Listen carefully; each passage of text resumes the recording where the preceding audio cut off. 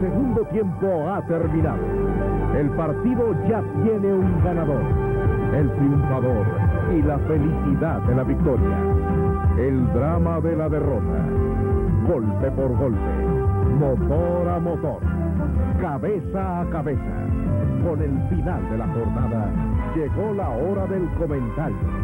El deporte comienza a vivir su tercer tiempo. Bienvenidos.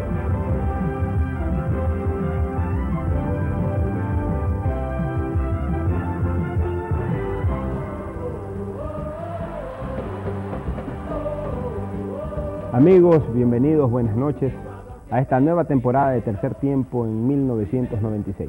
Un año muy importante para el deporte en general y en particular para el fútbol ecuatoriano. Hay un torneo preolímpico a la vista y por sobre todas las cosas, la ilusión, el camino a Francia 1998. Comienzan las eliminatorias, ya la selección ecuatoriana está trabajando, su técnico Francisco Maturana ha hecho la convocatoria respectiva, hay algunos jugadores que están, otros que no, para el concepto de algunos. En todo caso, en este programa especial de tercer tiempo con el que abrimos 1996, tendremos a Pacho Maturana, Francisco Maturana, durante una hora para responder a preguntas del panel de tercer tiempo. Pacho, bienvenido, buenas noches, las ilusiones. Muy buenas noches, un saludo a todos con mis mejores deseos. Así es. Antes de entrar de lleno, antes del saludo de Rodolfo Piñeiros y de Diego Arcos, quiero informarles que vamos a tratar dos temas profundos, muy polémicos. Uno, el de las convocatorias de jugadores para la selección, y otro relacionado con la sede o las sedes en donde debe de jugar Ecuador las eliminatorias, tanto en el año 96 como en el 97. Para entrar en detalle, en ambiente y tratando nuestro primer bloque en torno a las convocatorias, hemos preparado un reportaje especial que nos llevará justamente al tema. La convocatoria ha traído mucha polémica, como todas. El técnico difícilmente pensará igual que 11 millones de ecuatorianos. Dicen que cada aficionado es un técnico. Como característica fundamental, la selección de Maturana presenta una mezcla de jugadores experimentados con otros noveles.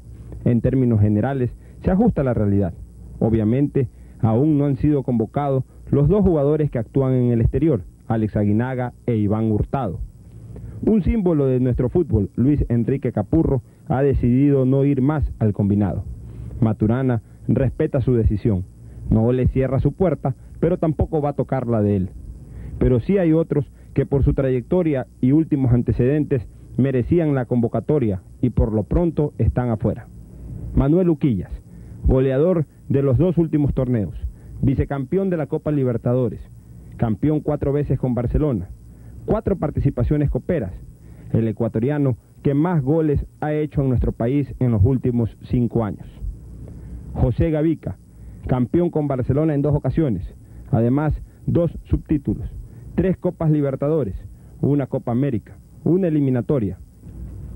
En el último campeonato fue el segundo jugador después de Gilson que más pases gol puso. A pesar de sus bajones, es el mejor acarreador que hay en nuestro país. Raúl Noriega, 2 campeonatos con Barcelona, 2 subtítulos, un Mundial Sub-16, un preolímpico, 2 Copas Américas, 1 eliminatoria, internacional con Boca Juniors de Argentina, 3 Copas Libertadores, 2 con los amarillos y 1 con Boca.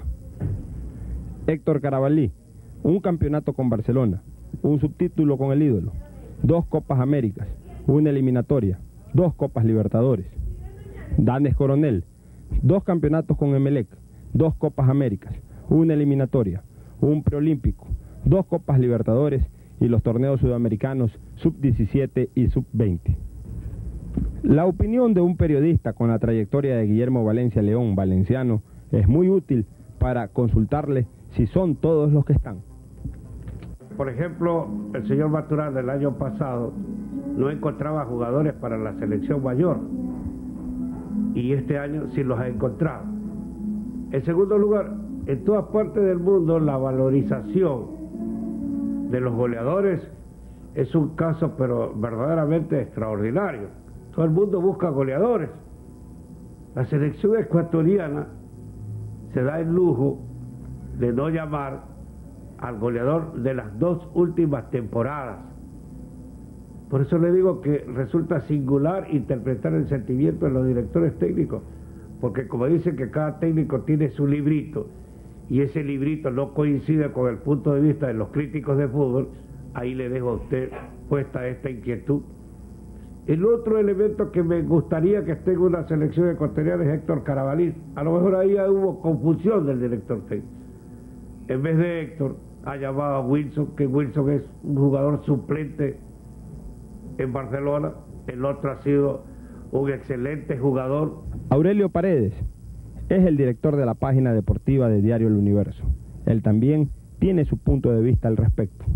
Yo creo que respetando el criterio del profesor Maturana, quien es el único que sabe cómo hacer las convocatorias en base a estadísticas, en base a estudios, en cosas así, en mi criterio faltan jugadores. Para empezar, Manuel Uquillas, un jugador que es el goleador del campeonato por 2 años consecutivos, que hace promedio de 20 goles por temporada, 22 goles por temporada, algo a tener, ¿no? Si 2 años ha sido nuestro goleador, pues no pienso que hay alguna razón porque no es en el combinado. Igualmente creo que faltan jugadores que han destacado, como los marcapuntas Luis Gómez o Dames Coronel. Y hay personas que no han tenido la continuidad necesaria, como Alberto Montaño, Osvaldo de la Cruz, Wilson Carabalí, que sin embargo están nominados. Seguramente Maturana los quiere ver de cerca, pero son jugadores que no han tenido continuidad cuando hay personas como Gómez, Coronel, Uquilla, que han demostrado hasta la saciedad que son los mejores en su puesto. Todos tienen su opinión, pero sin lugar a dudas, la decisiva, la determinante, es la de Francisco Maturana. Es hora de escuchar. Rodolfo. Bien, buenas noches a todos. Creo que para comenzar el año, en esta etapa de tercer tiempo, tener a Pacho Maturana aquí es un privilegio. A mí no me hubiera gustado, Francisco, empezar por la convocatoria, porque creo que en eso todos tenemos derecho a opinar y todos vemos el fútbol diferente, pero el responsable es usted, el hombre encargado de procurar ponernos en Francia 98, es usted, y entonces creo que de repente es un irrespeto estar determinando que fulanito debió estar o no estar. Pero creo que la oportunidad vale y es necesario que usted le explique, sobre todo al aficionado, que es el que pregunta, el que dice por qué no está Uquilla, por qué no está Gavica, por qué no Carabalí. Entonces, a mí me gustaría, Francisco, que usted nos ilustrara lo más entendible posible. ¿Qué es lo que quiere usted o cuál es su concepto, su idea futbolística a los efectos de establecer el por qué no están esos jugadores, por qué no está Uquilla, por qué no está Gavica y por qué no está Carabalí, que son Héctor Carabalí, que son los que generalmente el periodismo, un cierto sector del periodismo y la afición están reclamando? Bueno, lo primero es que el fútbol es universal y yo creo que no es irrespeto emitir un juicio. Yo personalmente respeto los juicios de todos. Generalmente una convocatoria se hace pensando en encontrar el jugador que tenga el perfil para hacer lo que uno quiere. Si yo me pongo a hablar sobre los que no están, me parece que es un irrespeto con ellos y con los que están. Entonces me parece que es más conducente hablar de los que están. Primero, lo que es mi concepción futbolística. Yo quiero hacer un fútbol pressing, que para esto yo necesito jugadores que tengan una gran condición física, condición física, velocidad, un poquito de talla, y que tengan talento, que tengan una condición técnica. ¿Por qué? Porque esto me va a dar posibilidad a mí de tener funcionalidad. ¿Y qué es funcionalidad? Funcionalidad es crear, funcionalidad es defender y funcionalidad es atacar. ¿Qué espero yo de mi defensa? Yo espero que mi defensa primero defienda. A mí no me interesa mucho un defensa que ataque mucho y no sepa defender. Entonces yo quiero un defensa que primero defienda y que después sepa entregarle el balón a un compañero. No al contrario, que ataque mucho y que después no sepa defender. Necesito un delantero que me haga, ¿cómo te digo yo? No necesariamente tiene que ser un delantero que me haga goles, sino que un delantero que, entretándose de esta funcionalidad, ataque, y cuando tenga que defender, defienda. No quiero un delantero que ataque y después camine. Después yo creo que no tengo de pronto el delantero goleador ecuatoriano, pero tengo el delantero goleador del Pacífico, tengo el sexto en el mundo. Me parece que es un buen apoyo para lo que yo quiero, y aparte eso cumple con la idea mía de correr cuando no la tiene. Yo no quiero un delantero de pronto que me le haga los 3 goles a Venezuela, sino un delantero que me le haga 5 tiros al arco a Paraguay, 5 a Argentina, 5 a Colombia, y por ahí se hace un gol, bienvenido. Eso quiero yo. A nivel de volante, quiero volantes de temperamento, de lucha, en una primera línea. Después quiero el volante tipo Platini, tipo Valderrama. Es un volante que ya para la dinámica del fútbol actual no va, porque los equipos se arman muy rápido. Lo cercan. El volante ¿cómo se llama? Que desahoga para los costados, no funciona en lo que yo quiero. ¿Por qué? Porque el fútbol ahora es muy dinámico, entonces yo quiero un volante que, como decimos nosotros, entrompe, se comprometa. No quiero un volante que desahogue, quiero un volante que sea atrevido. Ese volante es Aguinaga. Ese volante es Aguinaga. Ese volante puede ser Gilson, ese volante puede ser Batalla. Entonces eso es lo que yo quiero. Pancho, Gilson Aguinaga, Gilson por derecha, Aguinaga por izquierda, ¿puede ser? Puede ser, hay variantes, viceversa, ¿no? Puede ser, viceversa, variante. Aguinaga yo creo que es un jugador que tiene un puesto en cualquier parte. Si hablamos en el esquema defensivo, ¿cómo juegan los equipos de Maturana? ¿Cómo plantea usted usted juega con línea de 4? Juego con una línea de 4. ¿Y esa línea de 4 dónde se para? ¿En qué sector? Depende de los partidos, Depende del rival. No es una cuestión rígida. Para hablar de línea de 4 simplemente es como una explicación teórica, porque en la práctica la dinámica del fútbol actual no permite encontrar vos en tu palco ver los 4, no. Hay momentos que vas a encontrar una línea de 3 o vas a encontrar un líbero, dependiendo de las circunstancias del partido. Entonces yo quiero a través del trabajo encontrar esa dinámica que creo que encuentro los jugadores para ello, ¿cierto? En un equipo de Maturana o en la selección de Maturana, ¿no puede haber un jugador que solamente juegue cuando tiene la pelota? No. Y cuando el rival la tiene, mire, ese no puede intervenir. En el fútbol, no solamente en el equipo Maturana, sino en el fútbol de alta competición no puedes dar esa ventaja, y menos en selección. Hay algo que a mí me preocupa, Pacho, personalmente. Cuando un técnico asume, tanto a nivel de selección como a nivel de equipo, forma su cuerpo de ayudantes, en las divisiones menores, su asistente, y supuestamente ese cuerpo comulga la misma idea futbolística. Aquí todos sabemos que hubo un proceso, que para mí fue muy positivo, con Dusan Drašković, con una filosofía futbolística diferente. A la sombra, a la vera, al lado de Dusan Drašković hicieron Alfredo Encalada, Otto Morcillo, Carlos Ron, Torres Garcés, es decir, una cantidad de técnicos ecuatorianos que trabajan un poco con la filosofía futbolística de Dusan Drašković. ¿Cómo podemos amalgamar de que, por ejemplo, Otto Morcillo dirige la Sub-23 y supuestamente él comulga una idea distinta? Usted habla con Otto Morcillo y le dice: Otto, nosotros necesitamos que la Sub-23 juegue de la misma manera que juega la mayor, es decir, en zona, con la línea de 4, como nos explicó someramente en este instante. O Otto Morcillo, como lo hizo en su momento Eduardo Rivero, jugarán con un líbero, con stopper, en marca individual, es decir, con la idea futbolística del anterior proceso. Hay una cosa, yo a nivel de selección jugué con Bilardo, y usted sabe que juega Bilardo, y estuve 4 años con Subeldía, y al final escogí lo que más me gustaba, aprendí lo otro con Cubillas y me gustó la zona. Entonces yo creo que no es excluyente, ellos han trabajado con una idea, ahora vienen a trabajar con otra, y al final escogerán la que más les guste, pero mientras haya una directriz en Francisco Maturana se va a tratar de respetar esos conceptos. Pero la selección mayor va a jugar al estilo suyo. Y la Sub-23 también. También. O sea, no va a suceder lo que pasó en la Sub-17, que jugamos... No, porque es distinto, porque a la Sub-23 está más cerquita, porque de estos chicos que van a la Sub-23 hay 4 o 5 que van a venir a reforzar la mayores. Entonces tienen que estar dentro de los mismos parámetros. A nivel de Sub-17 todavía tienen una Sub-20 por delante para aprender, porque lo otro es que mañana Francisco Maturana se va de acá, y si quedan intoxicados única y exclusivamente con lo mío, cuando venga otro van a tener más problemas. Entonces a nivel de Sub-17 hay que darle la libertad de que el chico se documente de las diferentes condiciones tácticas que se les puedan mostrar.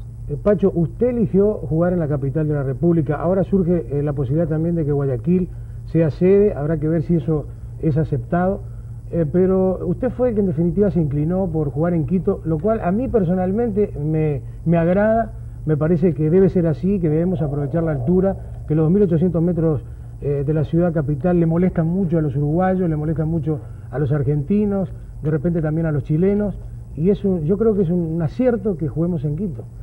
Bueno, antes de entrar a eso, yo quiero, Rodolfo, tocar un tema, ¿cierto? A mí me gusta, para que nos vamos conociendo, a mí me gusta la coherencia. Y soy coherente en mis cosas.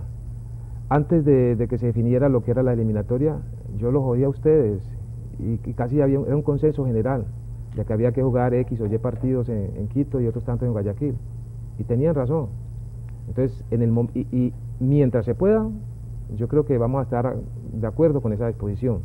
Pero el día que no se pueda sin una sola, yo creo que no sería extraño que yo escogiera Quito. Pacho, vamos a dedicarle lo otro, Pocho, para que pronto se me va, ¿cierto? Antes en pleno campeonato, los oía a ustedes y a muchos periodistas acá criticando a Barcelona, que Barcelona iba a quedar campeón, pero que no era un Barcelona que no obedecía a la inquietud de casi todo y que había que hacer una revisión de la nómina. Y resulta que ahora yo veo ese programa de televisión que usted me muestra en ese introito y veo que me están pidiendo 6 o 7 jugadores de Barcelona, o sea que no eran válidos para Barcelona y ahora van a ser válidos para la selección. Yo creo que hay que ser coherente en las cosas. Bueno, vamos a tratar un segmento específico del programa al tema de las sedes, y ahí sí nos vamos a explayar en torno al tema de convocatoria, que es el actual. Creo que Diego también tiene algunas inquietudes. Sí, hubo una palabra que yo adopté de usted que me gustó mucho cuando dijo las tomas de contacto, cuando recién empezaba a ver a los jugadores, a conocerlos. ¿Es todavía una toma de contacto? ¿Va a haber cambios? ¿Es definitivo lo que ocurra? ¿O después de la gira usted puede ver algo y decir, no, necesito esto, creo que tal vez este jugador no me sirve acá, y en Guayaquil, en Quito, en Ibarra tengo otro? ¿Puede ocurrir eso? Hay una cosa, Diego, no se puede hablar de una selección desde el punto de vista rígido, ¿cierto? Decir que esta es la selección que va a estar en la eliminatoria, porque vas a ver que la eliminatoria son en 18 meses. Entonces, hoy hay jugadores que pueden ser válidos, pero entre 6 meses nadie me va a decir que esos jugadores van a ser válidos. Lo cierto del caso es que para el primer partido, que es la etapa que tenemos nosotros ahí a puerta, esta selección en su gran mayoría, estos seleccionados en su gran mayoría van a ser. ¿Por qué? Porque yo tengo que brindarles la garantía a los que van a trabajar de que vayan a trabajar por un puesto. Pase lo que pase, no. Sino que el gran núcleo va a estar ahí.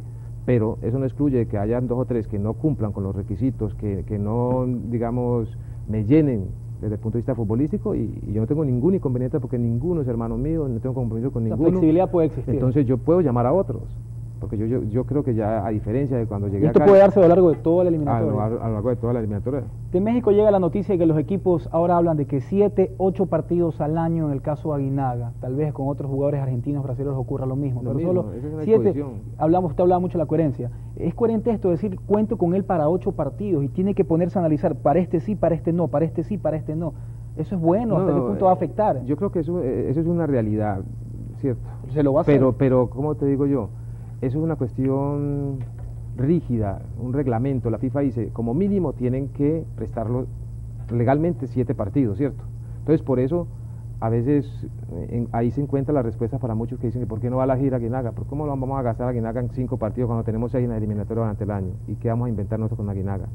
Entonces, no es determinante que únicamente son 7, porque en el próximo año vamos a tener los otros 12, ¿cierto? Sino que hay la obligación de 7, pero vos puedes coordinar con tu equipo y arreglando por las buenas te van a prestar para los que ellos puedan. ¿Ha habido ese contacto para coordinarlo amigablemente? amigablemente? Hasta ahora ha habido una relación muy positiva con la gente de casa. Nos han colaborado en todo y yo espero que esa relación se mantenga. Ojalá se mantenga.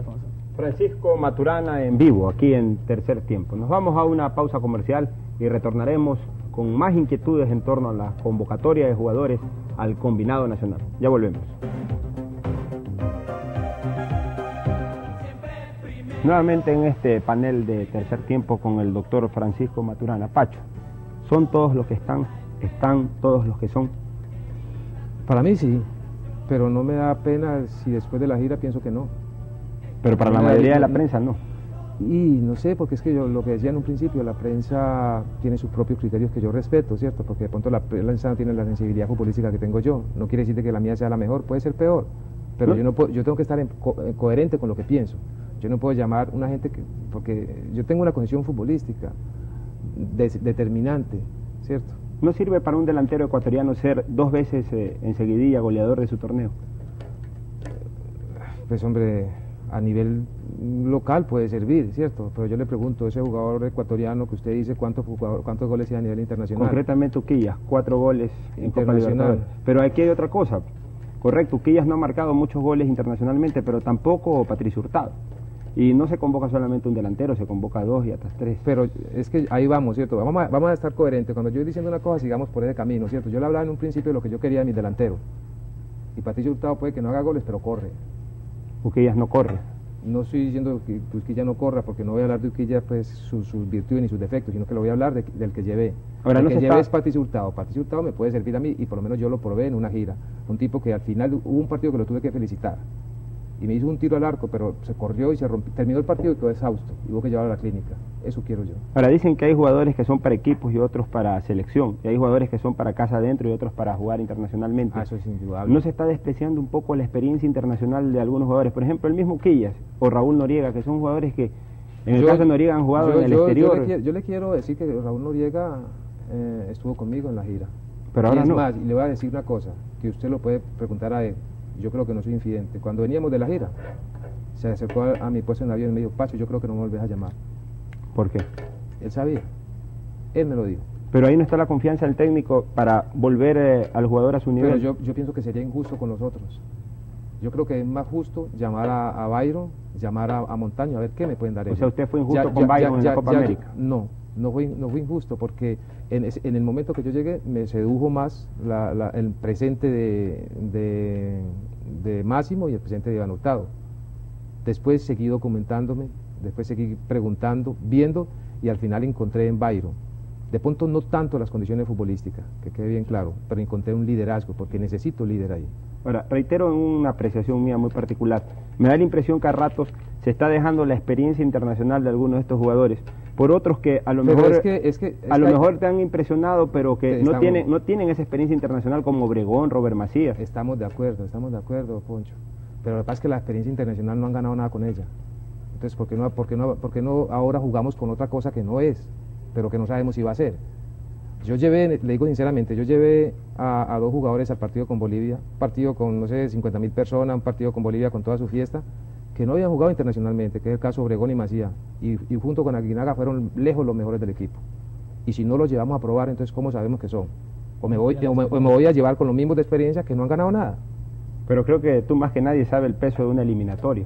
Una cosa es jugar un partido amistoso y de repente... Por eso, yo sé más el peso de la eliminatoria, pero si esta gente que usted me está pidiendo tuvieran el peso específico, hubieran clasificado ya. ¿Por qué no probamos con los que no sabemos? Capurro. Y Capurro, yo ojalá quisiera tener 10 Capurro. Alfonso, en el reportaje que vimos al inicio se hablaba de que el Pacho Maturana dejaba la puerta abierta para Capurro, pero que no la iba a ir a tocar. Si se da el caso, ¿la va a ir a tocar? No. Él tiene que tener la iniciativa. Sí, porque, como te digo yo, lo de Capurro es un desamor, como en la vida, ¿cierto? Llega un momento en que él no quiere más. Si yo voy a emplazarlo, a hostigarlo para que venga, va a venir. Pero en el momento que encuentre la primera dificultad, va a volver ese desamor, entonces ya va a ser un aspecto negativo. Entonces, el día que él venga es porque él mismo dice: yo quiero ir. Entonces ya yo le puedo poner las condiciones y ahí voy a encontrar una persona positiva. Mientras tanto, va a ser negativo. Ahora, sobre el tema Capurro, yo recuerdo que en el fútbol argentino, antes de que llegara Menotti, los jugadores fácilmente se desligaban y no querían estar en la selección argentina, no les interesaba. Para ellos jugar en la selección no era algo importante y no estaban.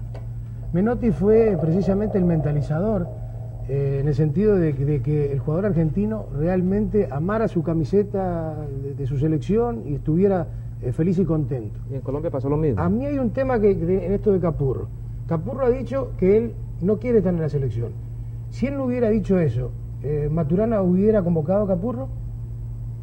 Si él no hubiera comentado que quería estar fuera de la selección, yo creo que sí. Yo creo que sí, y si lo convoco y no viene, ¿qué pasaba? Correcto, pero yo pienso, y esto no es un problema suyo, Pacho, sino de la ecuatoriana de fútbol, se lo debió convocar a Capurro. Porque esto es sentar un mal precedente, se lo debió convocar, él no viene a la selección. No, pero Rodolfo, hay cosas, ¿cierto? Nadie sabe, ¿cierto? Yo he hablado con Capurro, lo he invitado, incluso. Una vez, no sé, antes de un mes, estaban ellos en su campeonato, los llamé para tratar de convencerlo un poquito, y no le había dicho todavía nada de la selección, y me dijo: profe, si es para eso, ni me hable. Es más, yo a la selección mientras esté el presidente Rollero no voy. O sea, es problema personal con Rollero. Por eso, pero yo creo que un jugador no se puede poner primero al país. No se puede poner en contra de un presidente. O el presidente o yo creo que eso es irrespeto. Claro, pero esto yo digo que es sentar un mal precedente, porque mañana a cualquier integrante de la selección se le antoja decir: ¿sabe qué? No voy más a la selección. Entonces, si no lo convocamos, Rodolfo, ¿qué medida sería buena? usted acaba de tocar un tema interesantísimo. En Colombia pasaba lo mismo. Cuando vos empezabas a buscar gente para la selección, nos escondíamos porque no queríamos. No quería. Y ahora todo el mundo quiere estar. Claro. Entonces, eso va a pasar en Ecuador. Cuando la selección empieza a conseguir logro, cuando empieza a encontrar ese reconocimiento, todos van a querer ir. Pero ahí quizás no vale tu experiencia para un poco amortiguar ese resentimiento que hay entre Pero Capurro y Capurro Rollero. estaba yendo desde hace tiempo. Capurro un día me dijo, por usted voy a la Copa América. Y después de la Copa América me dijo, Pacho, no va más, yo estoy cansado, yo quiero estar con mi familia, quiero estar con mis hijas. Es una pena, pero en la vida hay que respetar las decisiones de las personas. Lo escuchaba Valenciano en el reportaje previo que presentamos señalar que a lo mejor te has confundido, que en vez de llamar a Héctor Carabalí se ha llamado a Wilson Carabalí. Bueno, esas cosas me dan risas a mí, ¿cierto? Porque yo estoy muy grande para confundirme, y yo no llegué ayer. Y a mí me han visto en los entrenamientos. Hay jugadores que no veo un partido, pero los veo en entrenamientos. Yo he ido al entrenamiento de Barcelona. Y aparte de eso, usted que más o menos, y mucha gente conoce que Pasarela fue capitán de la selección argentina y era suplente de su equipo. Entonces eso para mí no es condicionante. Yo fui a Barcelona y vi a este chico Wilson.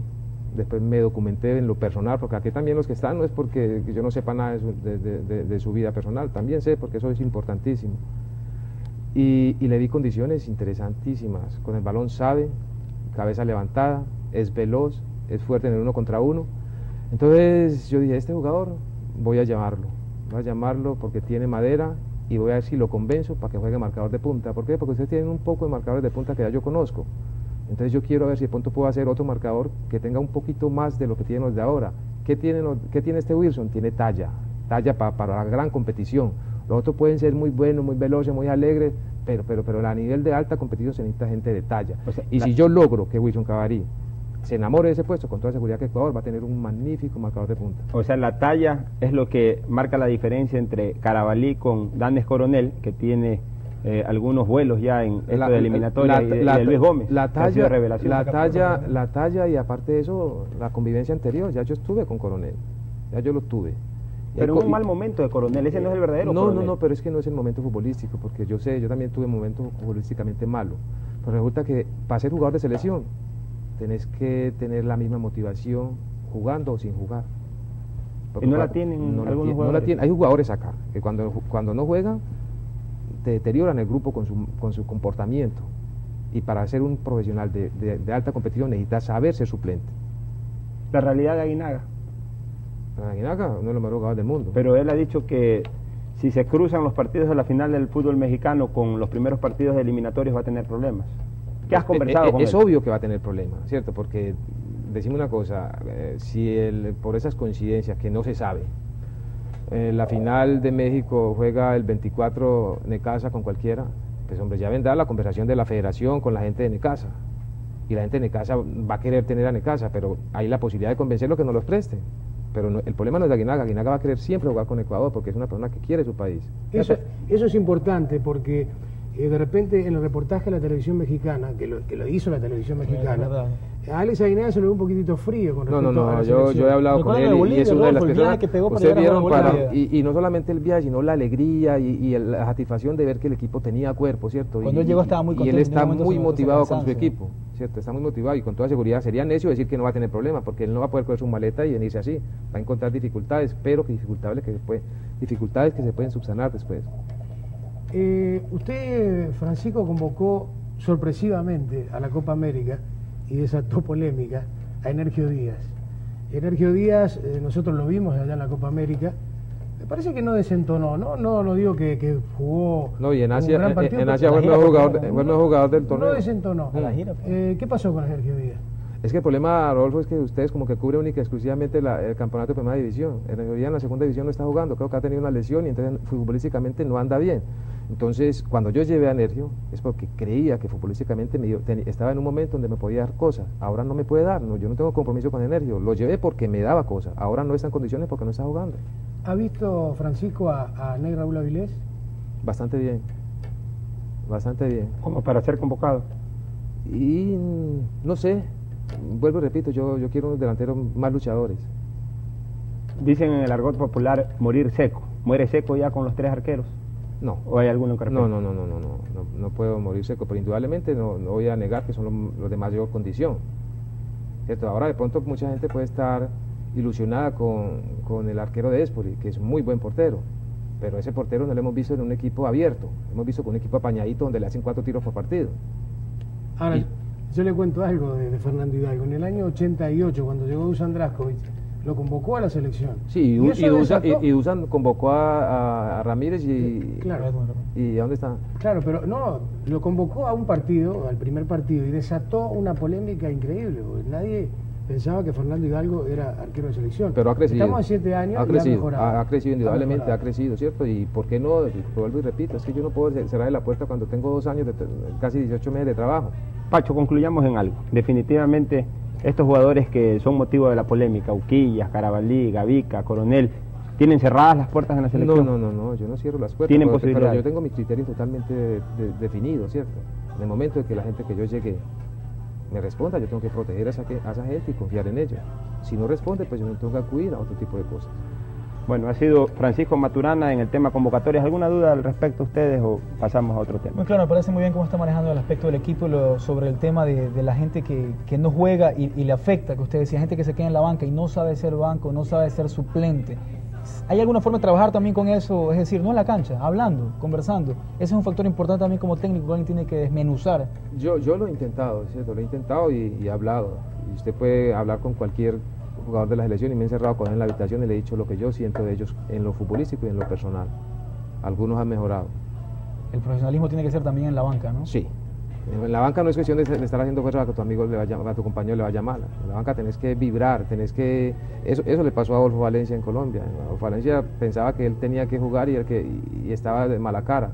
Al final terminó echándole agua a los que jugaban y ayudando en la respiración, en el proceso de recuperación de sus compañeros. Vale, ¿no? Todo eso vale. Tenemos que ir a una pausa comercial, pero quería apuntar algo sobre lo que hemos conversado de Maturana, en el sentido de que me gusta el hecho de que el técnico de la selección le obliga al jugador integrante del equipo a tener una actitud de entrega permanente. Es decir, a mí particularmente me molesta cuando veo un jugador habilidoso que se dedica únicamente a estar con la pelota y cuando no la tiene, mira a sus compañeros para que se la entregue. Rodolfo, pero es que hay una cosa, la televisión nos muestra, usted cuando ve caminando a Weah, y ganó todos los títulos, el Balón de Oro de África, de Europa, todo lo que había lo ganó. Claro. O cuando ve usted a Cantona caminando, o cuando ve a Monaron caminando. Y estamos hablando de palabra mayor, entonces, ¿por qué no lo pueden correr los otros? En el fútbol de hoy día, aquel jugador que no se somete a una disciplina táctica, a trabajar permanentemente con o sin pelota, no tiene puesto ni en la selección ni en ningún equipo importante. Yo creo que sí. ¿Vamos a la pausa? Sí, Francisco Maturana en vivo, aquí en Tercer Tiempo. Una pausa comercial y retornamos con más de este diálogo profundo relacionado con el combinado nacional. Primero en nuestro corazón. Francisco Maturana en vivo, aquí en Tercer Tiempo. Uno de los temas de mayor polémica ha sido la designación de las sedes. Todavía no se sabe en qué ciudades se van a jugar los partidos, aunque la Federación Ecuatoriana de Fútbol ya ha acreditado ante la FIFA tanto a Quito como a Guayaquil. Es un tema que vamos a tratar con Francisco Maturana, pero amerita también un reportaje, un recuento histórico de lo que han sido los partidos tanto en la capital como en el puerto principal y en definitiva todo aquello que se comenta en exteriores en relación a la sede de los cotejos para eliminatorias. La discusión sobre la sede de las eliminatorias también ha traído polémica. Para muchos, la selección debe de jugar solo en la altura. De esta manera sacaremos el provecho propio de un país acostumbrado a jugar a niveles altos sobre otros que al no tener esta posibilidad geográfica tienen verdadero pavor a la idea. Otros sostienen que los partidos deberían de jugarse en la costa, porque además de contar con otro aliado climatológico como es el calor, el hecho de que la base de la selección sea de jugadores costeños puede repercutir como boomerang a la hora de jugar en la sierra. Además, por el campeonato local, no hay posibilidad de hacer preparaciones en la altura como la ciencia manda. Una buena parte tiene un concepto mixto, jugar contra algunos rivales en la sierra y contra otros en la costa. En 34 años de participaciones premundialistas, nuestro combinado ha jugado tanto en sierra como a nivel del mar. En Guayaquil jugó el 63 contra Argentina y perdió 6-3. El 65 contra Colombia ganó 2-0. El 65 contra Chile empató a 2. El 69 contra Uruguay perdió 2-0 y el 69 contra Chile empató 1-1. El 73 contra Colombia, igual score. El 77 contra Chile perdió 0-1. El 81 con Paraguay ganó 1-0. El 81 contra Chile empató a 0. El 89 contra el cuadro colombiano empató 0-0. 89 se le ganó a Paraguay 3-1, en el 93 se empató con Brasil 0-0, se perdió con Uruguay 0-1 y se empató con Bolivia 1 gol. Del 100% de los partidos se perdió el 28.6, se ganó el 21.4 y se empató el 50%. En Quito, en 1973 se perdió ante Uruguay 2-1, en el 77 se empató con Perú 1-1, en 1985 se empató con Chile 1-1 y se perdió con Uruguay 2-0, mientras que con Venezuela en el 93 se le ganó 5-0. Del 100% de los partidos se perdió el 40%, se empató el 40% y solamente se ganó el 20%. En conclusión, los números son claros. En ningún lado nos ha ido del todo bien. Tenemos un mayor porcentaje de puntos perdidos que ganados. Nunca hemos clasificado a un mundial. Lo más importante será preparar un buen equipo con los mejores jugadores. Una vez que esto se logre y que la preparación sea óptima, ahí deberíamos de buscar el aliado extrafútbol. La altura o el calor, no importa. Lo interesante es que esté acorde a las circunstancias. Ojalá Maturana tenga la clave. Esa es la historia de nuestro fútbol, la triste historia. Preguntas. Bueno, el tema de cuando se habla de jugar en Quito, aquí muy rápidamente la gente que maneja estadísticas, yo no manejo la estadística, dice, pero ya hemos jugado en Quito y hemos perdido. Pero yo pienso que el fútbol ecuatoriano en los últimos años, concretamente en la etapa de Dusan, tuvo una evolución muy cierta, los resultados lo dicen. Claro, los detractores de Dusan dicen, como de repente si usted no llega a clasificar dirán lo mismo, pero no le ganamos, no clasificamos. Y la gente piensa que la evolución implica que de un día para el otro se va a ser campeón de América, que se va a ir a un mundial y se va a tener una buena participación, sin recordar que, por ejemplo, Argentina, que ha sido un grande, recién obtiene su primer campeonato en el año 78 con algunas cosas que más vale no recordarlas, y en el 86 gana con Bilardo en México. Y sin embargo, la historia mundial de Argentina anterior era sin victorias. Entonces, yo pienso que cuando hay una nivelación como la que hay ahora, es decir, a Uruguay, a la propia Argentina, a Brasil, se gana, se pierde, se empata, pero se está parejo, tenemos que aprovechar la altura. Es decir, la estadística no cuenta en cuanto a los partidos que se han perdido en Quito, porque el fútbol ecuatoriano en esa época estaba en una relación muy inferior a los equipos grandes de nuestro continente. Bueno, Rodolfo, yo comparto plenamente su comentario, ¿cierto? Me parece que es muy acertado, está en el centro de la cuestión, pero digamos partiendo de la base de que lo primordial, ¿cierto?, es un buen equipo, porque siempre va a haber polémica aquí. Este es un país bastante dividido, ¿cierto? Está muy claramente dividido. Entonces, el día que se juega una parte, se van a sentir en la otra. Entonces, independiente de eso, yo creo que lo principal es hacer un buen equipo que aproveche esa ventaja, porque la ventaja existe, aunque sea mentalmente, pero existe esa ventaja. ¿Y físicamente usted piensa que no influye la altura, Francisco? Yo creo que porque sí. Aquí con Alfonso hemos tenido yo creo que sí, altura, que sí influye, la altura influye. Y en el caso nuestro tiene que influir positivamente siempre y cuando hagamos la preparación adecuada. Entonces, la preparación adecuada, ¿cuál es? La que nosotros le planteamos a los directivos, el renunciamiento, el permitir que nosotros tengamos los jugadores los 21 días como mínimo disponibles, que se los vamos a prestar en los partidos y nos los devuelven otra vez allá. Esa sería la opción, porque si no hay esa posibilidad, no hay ventaja para nosotros. Ahora, Francisco, yo el otro día conversaba con Dufer Alman, que él estuvo en el proceso anterior, cuando en un principio se había establecido de que en esa eliminatoria se iba a jugar con Brasil y con Uruguay en Quito y con Venezuela y Bolivia en Guayaquil. Yo me acuerdo que conversaba con Dufer, con Dusan Drasco y nos decía, excelente, así debe ser. Después varió la cosa y jugamos con Uruguay a las 8 de la noche en partido decisivo que lo perdimos 1-0 y contra Brasil empatamos 0-0 en un arbitraje realmente muy peculiar de Lustó, hubo 2 penales que no pitó. Yo pienso que esos 2 partidos, si nosotros lo hubiéramos jugado en Quito, hubieran tenido otro desenlace. ¿Por qué digo esto? Porque el jugador ecuatoriano, aún no siendo de la costa y no estando preparado para jugar en altura, juega cada 8 o cada 15 días en Quito y sabe perfectamente a qué atenerse. Pero el jugador uruguayo jamás, el jugador argentino jamás juega en la altura. Y no solamente jamás, sino que nacen ya con ese pavor a la altura. Aparte de eso, psicológicamente ya piensan que se van a ahogar. Por lo menos ya le creas una inquietud. ¿Cuándo van a ir al partido? Si van el día mismo o el día anterior. Eso ya es algo que preocupa. Por eso yo me pongo muy contento de que juguemos la eliminatoria en Quito Y si hay algún partido para jugar en Guayaquil, yo pienso que a Venezuela debemos jugar en Guayaquil. Bueno, porque es que tampoco podemos dejar a la gente de aquí. Nosotros teníamos programado una serie de partidos cuando pensamos que se podían hacer las dos series, pero no porque era Venezuela, no porque a este le hacía daño tal cosa, sino buscando la ventaja en nosotros mismos. Por ejemplo, el partido con Perú. Nosotros venimos el 6 de marzo y enseguida hay Copa Libertadores a partir del día 13. Entonces, los jugadores de Espoli y Barcelona van a estar en Paraguay. Y van a llegar a los 4 días, entonces no van a tener tiempo de adaptación. Entonces ese partido nos convenía hacerlo acá en Guayaquil. Y después había otros donde estábamos como hay dos fechas que estamos por allá en Paraguay y en Colombia, y venimos acá. Entonces después de estar 2 meses en el llano, nos cuesta ponernos a tono en la altura. Entonces había otro partido que se podía jugar acá en el llano. Entonces pensando en nosotros mismos era que habíamos sacado eso, no por complacer a la gente de Guayaquil, que hay que darle 3 a Guayaquil, no, sino pensando en las posibilidades de sacar ventaja de Ecuador. La gente queda complacida si clasificamos. Yo creo que ahora, ¿cuándo se define el tema de si podemos utilizar las 12 de Guayaquil-Quito? No sé, la verdad que no sé, es un tema administrativo que todavía no se ha dado solución.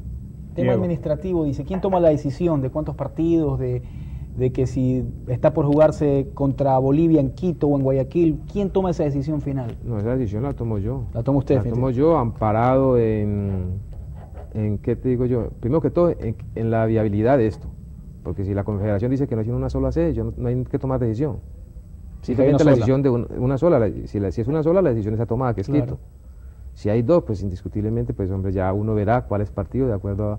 Si es que hay 2 sedes, se puede dar el caso que solo jueguen uno en uno y el resto en las más, pero tienen que compartirse las 2 sedes. Se puede dar. Usted es partidario de lo que decía de que ya llegar a la altura ya afecta mentalmente el hecho. Pero no también pasa que a la hora el equipo que está bien planteado, bien parado, bien preparado, va, juega y gana donde sea. Yo creo que sí. Un equipo bien preparado puede ganar donde sea. Pero amparando un lado también lo del aspecto mental, que decía Rodolfo, lo de los uruguayos que ya crecen pensando que en lo de la altura nos va a faltar el aire. No, pero es que mire que faltan, no sé cuántos meses faltan para la altura y ya están hablando de eso. Claro. Ya tienen su preocupación. Y eso también cuenta. Eso cuenta bastante. Yo vuelvo a repetir el concepto. 2 equipos parejos. Nosotros, por ejemplo, Ecuador, parejo con el fútbol uruguayo, estamos parejos. Estamos parejos. Si le jugamos en Quito, tenemos grandes posibilidades de ganar. De acuerdo. Yo creo que ganamos. De acuerdo. Pero si jugamos aquí a las 8 de la noche, como jugamos en la eliminatoria pasada, perdimos. Sí. Pacho, ¿por qué jugaste siempre en Barranquilla y no en Bogotá o Medellín? ¿Por qué jugué en Barranquilla y Bogotá? Porque nosotros siempre jugamos en Bogotá. Yo jugué en la selección en Bogotá y en Bogotá nosotros éramos extranjeros. Porque como nunca hubo un jugador de Bogotá... Esto para los aficionados. Sí, entonces hasta los 20 minutos del público entusiasmado, pero a los 20 minutos ya empiezan a gritarnos solo a nosotros. Pero siempre leíamos en tus libros, escuchábamos en tus conceptos, que buscabas llevar la sede en donde el jugador se sentía más cómodo. Sí, y más cómodo, se sentía cómodo a nivel del mar. En Bogotá, no tanto a nivel del mar, en Bogotá no nos sentíamos cómodos porque no encontrábamos ese apoyo, ese arropo. En Medellín estaba vedada, ¿cierto?, por cuestión de seguridad. Pero antes no, ojalá no. Sí, en el 89 mataron a un árbitro en Medellín. Pero todavía no estaba vedada, si Nacional jugó la Copa Libertadores en Medellín. No, la final nosotros la jugamos pero por capacidad Bogotá. Creo que la final la jugaron en Bogotá, pero buena parte de la Copa la jugaron en Medellín. Bueno, pero en todo caso... vamos a otro tema en torno a esto de las sedes. ¿Tú crees que no sería conveniente de repente dividir los partidos de acuerdo a los rivales? Por ejemplo, es obvio que los argentinos, uruguayos, chilenos y paraguayos tiemblan cada vez que se les habla de altura, mientras que con Colombia y Bolivia no vamos a tener ese efecto, y con Perú y Venezuela creemos estar en capacidad futbolística de ganarles en la costa. Y de repente hay muchos factores, ¿cierto? Ese es un factor que tiene sus argumentos, ¿cierto? Pero de pronto, mira, yo soy colombiano, ¿cierto? Y yo estoy en el ojo del huracán. Si nosotros jugamos con Argentina en Quito y ganamos, ¿con qué argumento yo voy a jugar con Colombia en Guayaquil? O sea, ¿sientes la presión de ser colombiano? Sí. De ser colombiano no, de estar siempre ahí, al filo de la navaja, ¿cierto? Siempre pensando en esto. Porque lo normal... ¿Temes la mala interpretación de la gente? Sí. Si vos le ganas a Argentina en Quito, ¿cómo vas a jugar con Paraguay en Guayaquil? Si allá ganaste, tienes que seguir jugando ahí. Porque después hasta uno mismo viviría con ese reclamo. ¿Qué hubiera pasado si hubiera jugado en Quito? Pero, por ejemplo... Yo creo que el calendario de juegos, Pacho, Hay un caso concreto, el caso de Bolivia sí está claro. Es ideal para que no, tú puedas combinar partidos en Sierra y Costa. Por ejemplo, el caso concreto. Teniendo en cuenta también los jugadores que vienen Si de el Copa, campeonato nacional se acaba la última semana de noviembre, como es lo lógico, porque yo creo que, y eso es algo importante, Pacho, que tú debes estimularle a Galo Rollero, la decisión sobre el calendario tiene que hacérsela con el calendario de las eliminatorias en la mano. No, ya eso se habló en la reunión que tuvimos, ¿cierto? Y convinimos de que ojalá el campeonato terminara el 1 de diciembre para darle a los jugadores 15 días de vacaciones para después empezar a trabajar un mes con preparación con mira a la preparación del partido. Si se les da 15 días de vacaciones, hablemos que el 16 de diciembre vuelven a trabajar, trabajarían directamente en Quito, juegan el 12 de enero contra Bolivia en La Paz o en Cochabamba, en cualquiera de estos lugares. 26 días de acondicionamiento a la altura otra vez, suficiente. Tienes suficiente y te quedas de largo en la altura para recibir a Uruguay el 12 de febrero, es decir, hay partidos en que perfectamente se puede planificar el trabajo. Y mira que estás pensando en buscar lo mejor para Ecuador, ¿cierto? No estás pensando en que es Uruguay, que es porque vamos a jugar con Uruguay, sino porque es lo que le conviene a Ecuador. Claro. Es Francisco Maturana en vivo aquí en Tercer Tiempo, TC Televisión. Nos vamos a una pausa comercial y retornamos para las conclusiones de este diálogo profundo, amplio, con el técnico del Combinado Nacional. El tiempo naturalmente se nos ha ido volando con un invitado de lujo como Francisco Maturana. La verdad que tendríamos para seguir conversando mucho más. Pero Francisco, yo me acuerdo que cuando usted recién llegó, a propósito nosotros hicimos algunos contactos con Lucho Santibáñez cuando estaba en Madrid, cuando se hablaba de la posibilidad de venir a dirigir a la selección. Pero tuvimos un almuerzo, una charla, sin micrófono, sin grabadora, sin cámara. Y usted nos dijo algo que a mí me quedó grabado y que yo pienso lo compromete mucho. Usted nos dijo que aquí en el Ecuador hay mejor material humano que el que encontró usted previo a las eliminatorias al Mundial de Italia 90 en Colombia. A mí me parece algo muy sensato porque, repito, eso lo compromete mucho. En realidad usted mantiene, después de estar ya más in situ, ya conociendo el ambiente, conociendo a los jugadores, mantiene esa postura de que aquí hay un material humano superior al que encontró antes de las eliminatorias de 90 en Colombia? Sí, porque es que yo lo dije a conciencia, no por cumplido, ¿cierto?